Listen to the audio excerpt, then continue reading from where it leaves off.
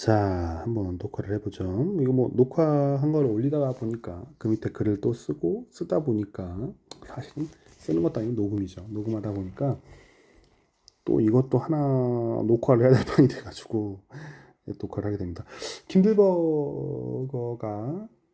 있으시죠? 킨들버거 아저씨, 할아버지? 뭐 돌아가셨으니까 그 교수님은 되게 대단한 분이신가 봐요. 금융사학자, 이쪽 역사학자로서는. 근데 이분의 그 명저로는 광기 패닉 붕괴라는 책이 있더라고요. 그 1978년에 나왔고요. 책을 보니까 그때쯤 79년, 78년에 나왔고 주식의 죽음이라는 이야기가 나오게 됩니다. 그러니까 주식시장이 너무 많이 떨어져가지고 미국 역사상 되게 저점 중에 하나였어요.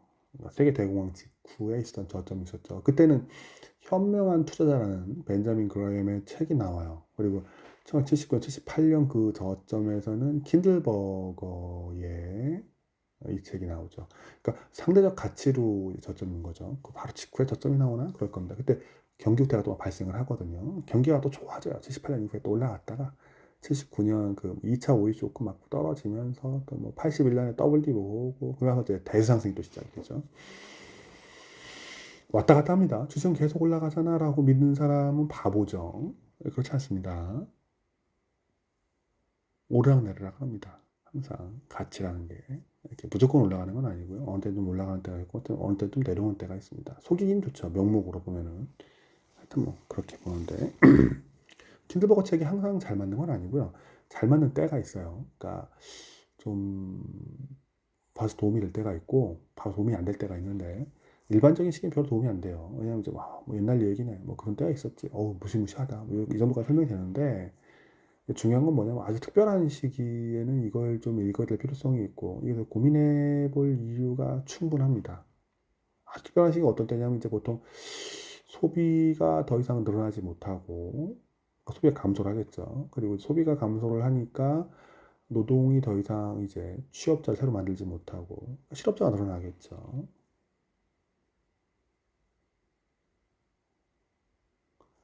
이제 그러면서 회사들이 부도가 나겠죠. 물건이 안 팔릴 테니까.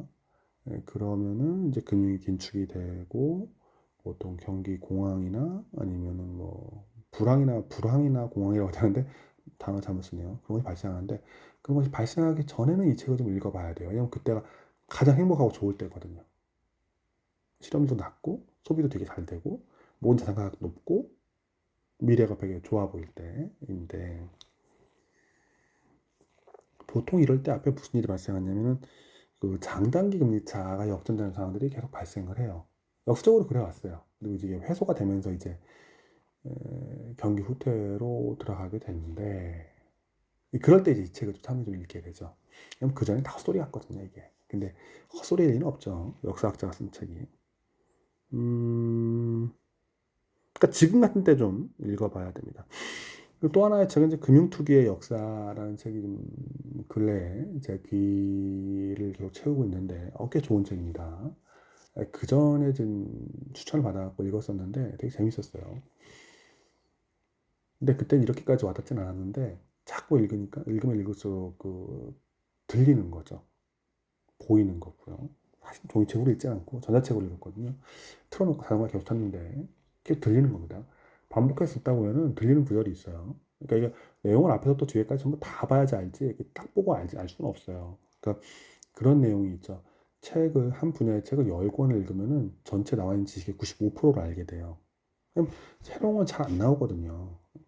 대부분의 책은 비슷합니다. 왜냐하면 95%가 새로운 내용이 아니고 과거의 내용을 기반으로 해서 일반적으로 인정되는 내용들을 쓸 수밖에 없거든요. 한 10권 정도 잘 읽으면 대충 다 알아요. 그래서 되게 적은 부분만 새로 읽으면 되는데 앞에 있는 광기 패닉 붕괴하고 금융투기의 역사도 비슷해요. 그리고 금융투기 역사가 광기 패닉 붕괴를 인용을 해갖고 설명을 해요. 어쩔 수 없어요. 인류사라는 거 하나 놓고 그걸 갖다가 다른 관점 아니면 새로운 관점을 계속 들여오면서 설명을 해나가는 거거든요. 그래서 광기 패닉 붕괴만 갖고 부족한 부분을 금융투기의 역사가 보충할 수 있다고 봅니다. 너무 재밌어요.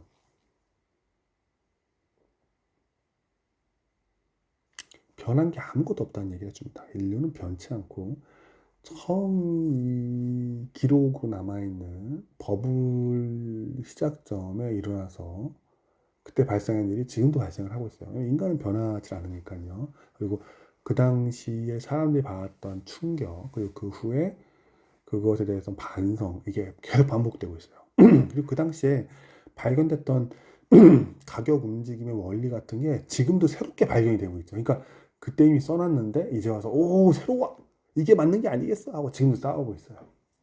되게 신기해요. 그러니까 이미 300년 전에 얘기가 나왔던 거. 근데 지금 와서 지금도 싸우고 있어요. 너무 웃겨요. 아 정말 웃기다.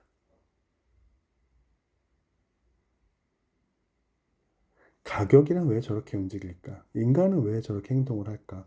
무엇이 문제였기 때문에 이렇게 폭락을 했을까? 왜 폭등을 했을까? 이런 것들에 대한 연구와 그에 대한 예전, 이제 고전들에 나오는 내용들을 넣어놨죠. 그리고 그 후에 어떻게 됐는가를, 저자가 또 자기 의견 적어놓고요. 멋진 책입니다.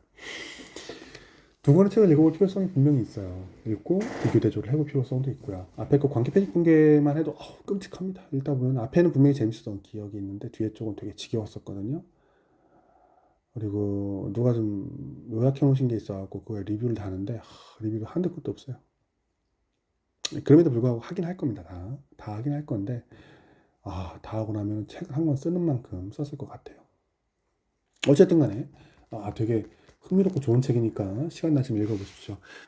이런 책을 읽어야 되는 이유는요. 지금 이제 경기 후퇴가 올 거다 안 올 거다에 대해서 되게 첨예하게 대립 중이거든요. 근데 당연히 저는 온다고 봅니다. 한쪽에서 안 온다고 보시고요. 노 랜딩 이렇게 하잖아요. 이 책을 한번 보시죠. 보시고 과연 안 올까?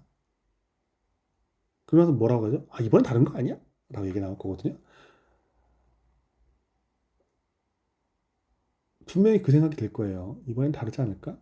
이번엔 다르다. 얼마나 아름답습니까? 이번엔 다르다.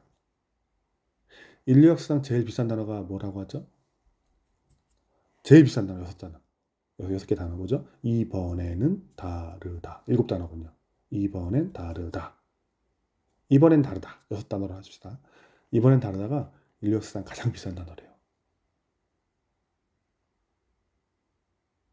달라서 사실 상관은 없어요.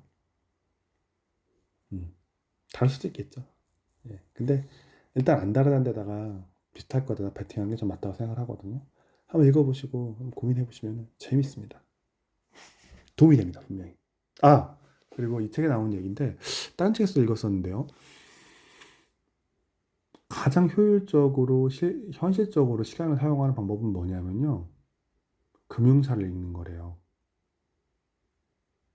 왜냐면 그게 현실상 사는데 제일 도움이 많이 되거든요. 법률서적도 뭐 도움이 될 수 있겠지만 법률서적은 좀 어렵고요. 그것보다 더 실질적인 거는 주식의 역사에 관해서 읽는 거래요. 항상 돈하고 관련이 있잖아요. 그리고 정말 웃기게도 주식의 역사는 계속 반복돼요. 끊임없이요.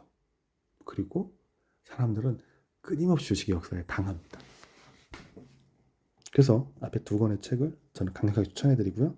읽어보세요. 그리고 무역의 세계사도 좀 섞어가지고 같이 읽으시면 더 좋을 것 같긴 해요. 근데 세 권을 다 읽으려면 정말 눈이 빠지기 힘들 겁니다.